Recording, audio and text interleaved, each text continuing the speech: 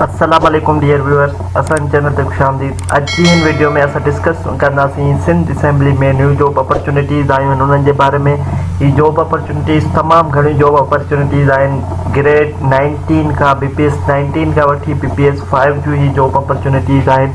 ही job opportunities front field सां वास्तो रखंदड़ कैंडिडेट्स जे लाइ आहिनि, जैमें इंजीनियरिंग फील्ड है, लॉ फील्ड है, IT फील्ड है। ईअं जनरल जेके ग्रेजुएट्स आहिनि उन्हनि जे लाइ जॉब्स आहिनि, लाइब्रेरियन जूं जॉब्स आहिनि। असां ही ॾिसूं था जीअं कंसल्टेंट PSC है, असिस्टेंट सेक्रेटरी है, BPS 18 जी जॉब्स है, डायरेक्टर इंफॉर्मेशन टेक्नोलॉजी है, BPS 18 जी जॉब्स है, रिपोर्टर है, असिस्टेंट डायरेक्टर IT है। उन सां गॾोगॾु जाम जॉब अपॉर्चुनिटीज़ आहिनि, जंहिंमें assistant recording officer, supervisor legislation, sub editor of debates, assistant secretary है।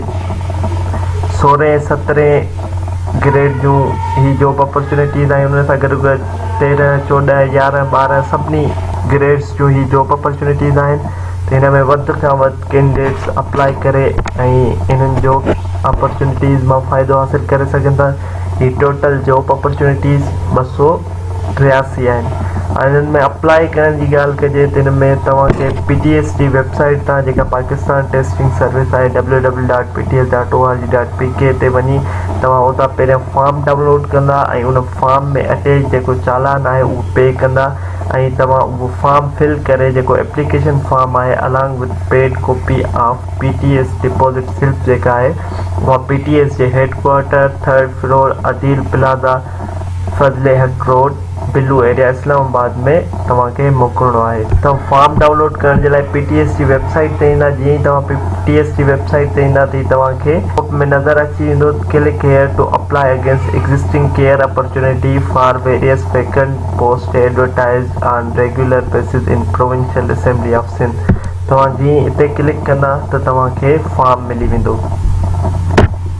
सब फॉर्म आहिनि, एप्लीकेशन फॉर्म आहिनि डिफरेंट। BPS 5 जो अलॻि आहे, BPS 7 जो अलॻि आहे, BPS 14 जो अलॻि आहे, ईअं 16 17 सभिनी जेका बि जॉब आहे उनजो अलॻि अलॻि फॉर्म आहे। तव्हां जंहिंमें अप्लाई करणु चाहियो त उहो फॉर्म तव्हां हितां डाउनलोड करे सघो था ऐं व्यू करे ऐं अप्लाई करे सघो था। ही जॉब एप्लीकेशन फॉर्म आहे जेको तव्हांखे फिल करे ऐं मोकिलणो आहे। जेका मां तव्हांखे एड्रेस ॿुधाई, हीअ हेठि हुनजो चालान आहे, तव्हांखे चालान पे करिणो आहे। तव्हां HPL या UPL जी कंहिं बि ब्रांच में तव्हां ही चालान पे करे सघो था। उम्मीद था कयूं तव्हांखे इंफॉर्मेशन मिली वई हूंदी। जेके सिंध असेंबली में न्यू जॉब अपॉर्चुनिटीज़ आहिनि उन्हनि में अप्लाई कीअं कजे। मज़ीद इन्हनि इंफॉर्मेटिव वीडियोज़ जे लाइ असांजे चैनल खे लाइक कयो, सब्सक्राइब कयो, त जीअं असांजी ईंदड़ हर नई वीडियो ताईं पहुची सघे। अल्लाह हाफ़िज़।